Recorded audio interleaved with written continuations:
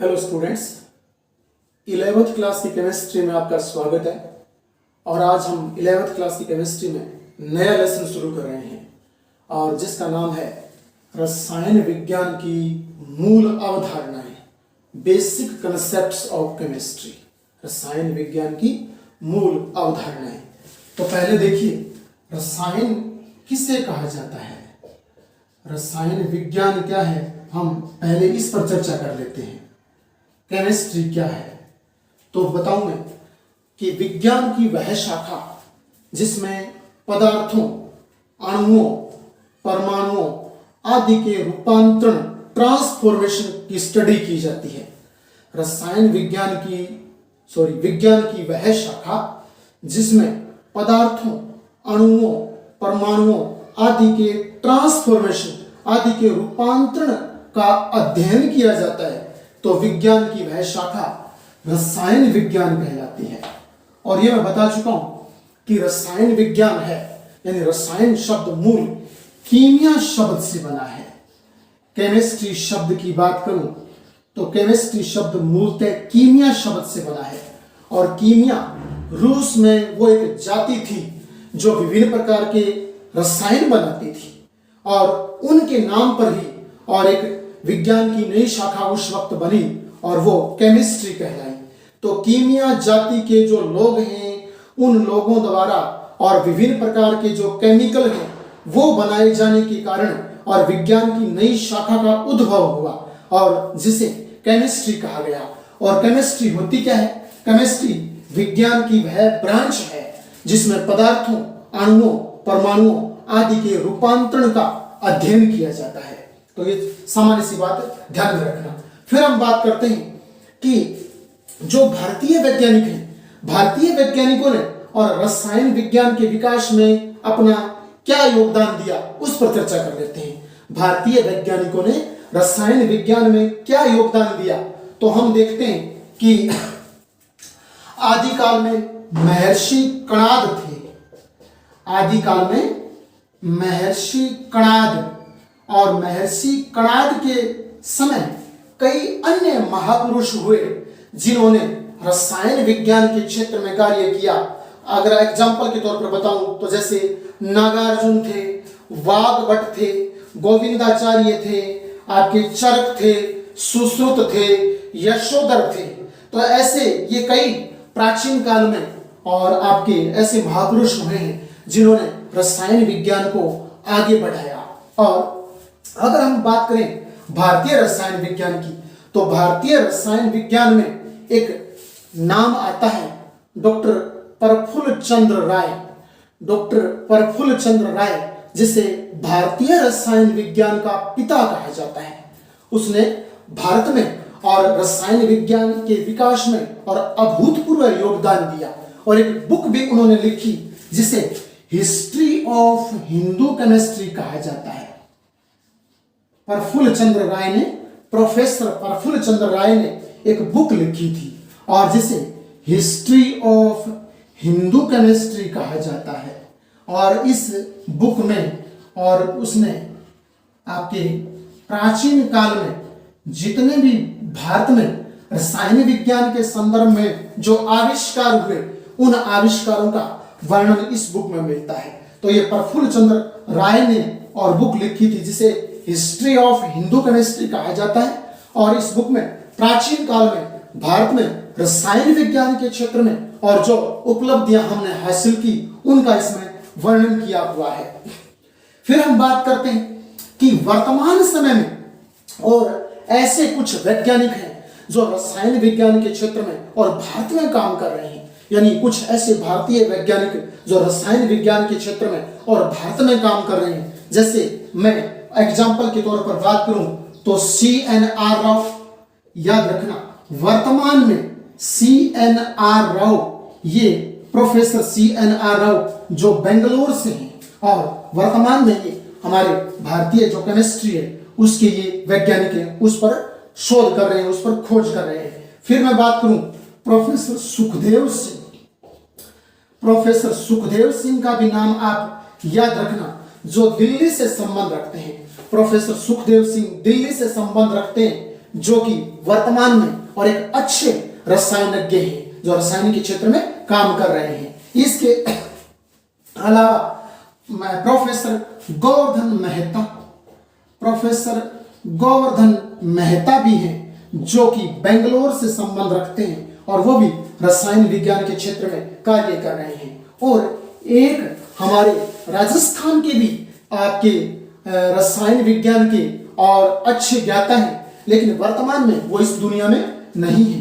तो वो थे रामचरण मेहरोत्रा, प्रोफेसर रामचरण मेहरोत्रा, जो कि जयपुर से संबंध रखते थे और वर्तमान में दुनिया में नहीं है, लेकिन रसायन विज्ञान के क्षेत्र में, या यूं कहूं मैं भारतीय जो रसायन विज्ञान है उसके क्षेत्र में इन्होंने अपना अभूतपूर्व योगदान दिया था। तो ये कुछ आप जो वैज्ञानिक हैं उनके नाम याद रखना, और ये सामान्य सी जो बुक लिखी है उसका नाम भी आप याद रखना। हमारा अगला टॉपिक है रसायन विज्ञान का उपयोग और महत्व। तो देखते हैं कि आम जीवन के किन क्षेत्रों में रसायन विज्ञान काम में आ रही है। तो हम उपयोग और महत्व की बात करें तो सबसे पहले जैसे जिक्र करते हैं, बात करते हैं कृषि क्षेत्र में, कि कृषि क्षेत्र में रसायन विज्ञान कहां कहां काम में आ रही है। तो जैसे हम देखते हैं कि रासायनिक उर्वरक हैं, उन्नत बीज हैं, इसके अलावा जैसे कीटनाशी, कवकनाशी, शाकनाशी, खरपतवारनाशी आदि जो हैं वो रासायनिक पदार्थ हैं, तो वो कृषि क्षेत्र में और बहुतायत में काम में आ रहे हैं। तो इस प्रकार आप बता सकते हो कि रासायनिक जो उर्वरक हैं, उन्नत बीज, इसके अलावा अनेक जैसे शाकनाशी, कीटनाशी, कवकनाशी, पीड़कनाशी आदि पदार्थ जो रसायन विज्ञान के द्वारा और निर्मित किए गए हैं और वो कृषि क्षेत्र में अपनी भूमिका निभा रहे हैं और काम में आ रहे हैं। तो इस प्रकार से आप सामान्य बातें लिख सकते हो। फिर हम 2 नंबर पर बात करें जैसे औद्योगिक विकास में, यानी उद्योगों में और कहां कहां आपके ये रसायन काम में आ रही है। तो औद्योगिक विकास में या उद्योगों में तो ध्यान में देना, जैसे मतलब आपके सीमेंट है, कांच है, रबर है, पेंट है, साबुन है, अपमार्जक है, डिटर्जेंट है, कृत्रिम रेशे हैं और पेट्रोलियम पदार्थ आदि ऐसे पदार्थ हैं जो रसायन विज्ञान के द्वारा निर्मित किए गए हैं और वो औद्योगिक विकास में अपनी महत्वपूर्ण भूमिका निभा रहे हैं। तो इन सामान्य सी बातों को, बिंदुओं को आप थोड़ा सा ध्यान रखना। 3 नंबर पर हम बात करें, जैसे हम कह सकते हैं चिकित्सा और स्वास्थ्य के क्षेत्र में। तो चिकित्सा एवं स्वास्थ्य के क्षेत्र में और रसायन विज्ञान कहां भूमिका निभा रही है, चिकित्सा और स्वास्थ्य में। तो चिकित्सा और स्वास्थ्य के क्षेत्र में जैसे हम देख रहे हैं कि कोबाल्ट 60 है, उसका उपयोग कैंसर के उपचार में किया जा रहा है। तो कोबाल्ट 60 रासायनिक पदार्थ है, तो रसायन इसमें काम आ रहा है, यानी कोबाल्ट 60 का उपयोग कैंसर के उपचार में किया जा रहा है। इसके अलावा आयोडीन की जो समस्थानिक है उनका उपयोग थायराइड ग्रंथि की जांच करने और मस्तिष्क में जो अवरुद्ध होता है, जिसे हम ब्रेन ट्यूमर बोलते हैं, मस्तिष्क में गांठ, उसका पता लगाने के लिए भी आयोडीन के समस्थानिक का उपयोग किया जाता है। तो कोबाल्ट 60 का उपयोग कैंसर के उपचार में और आयोडीन के समस्थानिक का उपयोग थायराइड ग्रंथि की जांच करने में और मस्तिष्क में अवरुद्ध अर्थात ब्रेन ट्यूमर का पता लगाने में किया जाता है, जो कि चिकित्सा के क्षेत्र में महत्वपूर्ण भूमिका निभा रहे हैं। अब हम 4 नंबर पर बात कर सकते हैं युद्ध क्षेत्र में, यानी युद्ध क्षेत्र में केमिस्ट्री कहां काम में आ रही है,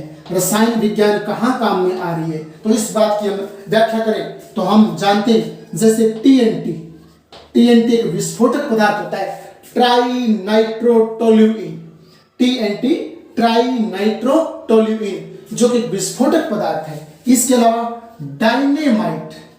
डायनेमाइट ये भी विस्फोटक पदार्थ है। तो इन विस्फोटक पदार्थों का निर्माण है वो केमिस्ट्री से संभव हुआ है, रसायन विज्ञान से संभव हुआ है। इसके अलावा और जैसे हम बात करें हाइड्रोजन बम की बात कर लेते हैं। हाइड्रोजन बम ये भी केमिस्ट्री से निर्मित हुआ है। आपके कोबाल्ट बम भी होता है। कोबाल्ट बम ये भी आपके केमिस्ट्री से ही निर्मित हुआ है। इसके अलावा परमाणु बम ये भी आपके केमिस्ट्री से ही निर्मित हुआ है। तो इस प्रकार ये युद्ध क्षेत्र में काम आने वाले कुछ रसायन हैं जो कि केमिस्ट्री से ही बने हैं, तो इनको आप याद रखना है। इसके अलावा इसमें कुछ और सामान्य बात हम लिख सकते हैं, जैसे दो गैस आती है जो विषैली होती है। एक को बोलते हैं मस्टर्ड गैस। कौन सी? Mustard gas. एक होती है क्लोरोपिक्रीन जिसे आंसू गैस कहा जाता है। क्लोरोपिक्रीन जिसे आंसू गैस, अश्रु गैस कहा जाता है। तो मस्टर्ड गैस विषैली होती है, इससे व्यक्ति की मृत्यु हो जाती है। क्लोरोपिक्रीन विषैली होती है, साथ में ये आंखों में आंसू लाती है, इसे अश्रु गैस भी कहते हैं। तो इनका निर्माण और केमिस्ट्री की वजह से ही संभव हुआ है। तो ये सारे युद्ध क्षेत्र में काम में आते हैं। फिर हम बात कर लेते हैं जीव विज्ञान के क्षेत्र में। जीव विज्ञान के क्षेत्र में, तो हम जीव विज्ञान के क्षेत्र में बात करें तो हम जानते हैं कि जीव जंतुओं और पेड़ पौधों में होने वाली अनेक उपापचयी क्रियाएं हैं। उन मेटाबॉलिज्म रिएक्शंस में, उपापचयी क्रियाओं में अनेक प्रकार के रसायन हैं, वो अपनी महत्वपूर्ण भूमिका निभाते हैं। तो जीव विज्ञान के क्षेत्र में और केमिस्ट्री है उसका अमूल्य योगदान है जिसे भुलाया नहीं जा सकता। तो ये सामान्य से आप रसायन विज्ञान के उपयोग और महत्व को ध्यान में रखना। हमारा अगला टॉपिक है भौतिक राशि और उनके एसआई मात्रक। एसआई यानी स्टैंडर्ड ऑफ इंटरनेशनल ने कुछ भौतिक राशियों के मात्रक दिए हैं। वो मात्रक हमारे काम की बात है यहाँ केमिस्ट्री में और फिजिक्स में, वो हम यहाँ पढ़ते हैं। तो जो एसआई है उन्होंने 7 मूल राशियों के और हमें मात्रक दिए हैं। 7 मूल राशियां बताइए, वो राशियां कौन कौन सी हैं? वो भौतिक राशियां मैं यहाँ लिखूंगा और सामने उनके मात्रक लिखूंगा। तो एसआई ने 7 मूल राशियों के मात्रक बताए हैं, वो हम अब चर्चा करते हैं। सबसे पहले हम बात करें तो समय। समय को हम स्मॉल टी से दर्शाते हैं, ठीक है ना। पहली भौतिक राशि समय है और इसका जो प्रतीक है एक प्रकार से स्मॉल टी से लिखते हैं। और आपको एसआई मात्रक पूछे तो आप सेकंड बता देना कि इसका एसआई मात्रक सेकंड होता है। दूसरी भौतिक राशि की बात करें तो द्रव्यमान। द्रव्यमान मूलभूत राशि है दूसरी, जिसे स्मॉल एम से दर्शाते हैं। अगर आपको मात्रक पूछे एसआई तो याद रखना किलोग्राम बता देना। केजी, केजी मतलब किलोग्राम, यानी आप किलोग्राम यूं लिख सकते हो या हिंदी में लिख सकते हो किलोग्राम, एक ही बात है। तीसरी में मूल भौतिक राशि की बात करूं तो वो है लंबाई। कौन सी? लंबाई। हम लंबाई की बात करते हैं। लंबाई को स्मॉल एल से दर्शाते हैं। स्मॉल एल से आप दर्शाना और मात्रक पूछे तो मीटर बता देना। एसआई मात्रक मीटर बता देना। ये हम एसआई मात्रक पढ़ रहे हैं, थोड़ा सा ध्यान में रखना आप। चौथी जो मूल राशि है उसकी बात करूं तो आप जैसे विद्युत धारा है उसको ध्यान में रखना। विद्युत धारा चौथी मूल राशि। क्रमबद्ध याद करने की कोई आवश्यकता नहीं है। 7 आपकी भौतिक राशि आप आगे पीछे कैसे भी याद कर सकते हो। विद्युत धारा, तो विद्युत धारा याद रखना, इसे आई से दर्शाते हैं, कैपिटल आई से लिखते हैं इसे। और विद्युत धारा का मात्रक एम्पियर होता है। एसआई मात्रक क्या होता है? एम्पियर होता है, आप ध्यान में रखना। एसआई मात्रक एम्पियर। फिर हम नेक्स्ट बात करते हैं तो आ जाएगी ज्योति तीव्रता। ज्योति तीव्रता आप याद रखना, ज्योति तीव्रता जिसे हम कैपिटल आई के पैरों में वी से लिखते हैं। ज्योति तीव्रता मूल राशि है जिसको हम आई और उसके पैरों में वी लगा देते हैं, कैपिटल आई और वी। तो ये ज्योति तीव्रता का प्रतीक है। और इसका जो मात्रक आप लिखो एस आई मात्रक तो कैंडेला होता है, याद रखना कैंडेला इसका मात्रक होता है। कैंडेला आप बोलना। अगली जो भौतिक राशि है उसकी बात करूं तो आप बोल सकते हो ऊष्मा गति की ताप। ऊष्मा गति की ताप, ऊष्मा गति की ताप, ये अगली मूलभूत राशि है, भौतिक राशि है। और इसको हम कैपिटल टी से दर्शाते हैं। ऊष्मा गति की ताप को कैपिटल टी से प्रदर्शित करते हैं और इसका एस आई मात्रक है वो याद रखना केल्विन होता है, केल्विन होता है।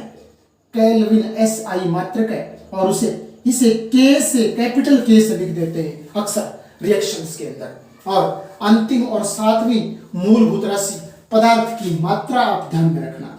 पदार्थ की मात्रा, तो पदार्थ की मात्रा है उसे हम स्मॉल n से दर्शाते हैं। किससे? स्मॉल n से दर्शाते हैं। ये सातवीं भौतिक राशि है। आगे पीछे कैसे भी याद कर देना। सातवीं भौतिक राशि पदार्थ की मात्रा स्मॉल n से दर्शाते हैं। SI मात्रक पूछे तो मोल बता देना, इसका SI मात्रक मोल आप बता देना। तो इस प्रकार 7 मूलभूत राशियां हैं जिसका जो पैमाना है, मात्रक है, वो SI मात्रक कहलाते हैं। और SI स्टैंडर्ड ऑफ इंटरनेशनल है जिसने 7 मूलभूत राशियां प्रतिपादित किए और उनके मात्रक प्रतिपादित किए हैं। समय का मात्रक सेकंड, और द्रव्यमान का SI मात्रक किलोग्राम, लंबाई का SI मात्रक मीटर, विद्युत धारा का SI मात्रक एम्पियर, ज्योति तीव्रता का SI मात्रक कैंडेला, उष्मागतिकी ताप का और SI मात्रक केल्विन, और पदार्थ की मात्रा जो होती है उसका SI मात्रक मोल होता है। ये सामान्य सी बातें आप याद रखें।